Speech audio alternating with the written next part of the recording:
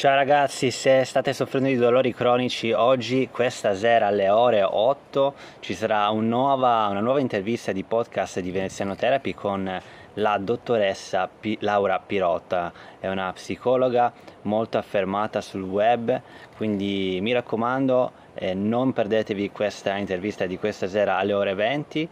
Parleremo di principalmente tre strategie psicosomatiche, perché Laura è specializzata nella psicosomatica.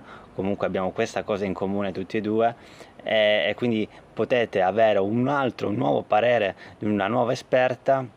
Quindi tutto quello che dovete fare è aspettare alle 8 di questa sera. Se non volete perdervi il podcast, fate un subscribe, iscrivetevi a questo canale e vi arriverà direttamente una notifica di YouTube. A presto, ci vediamo stasera. Ciao, buona giornata.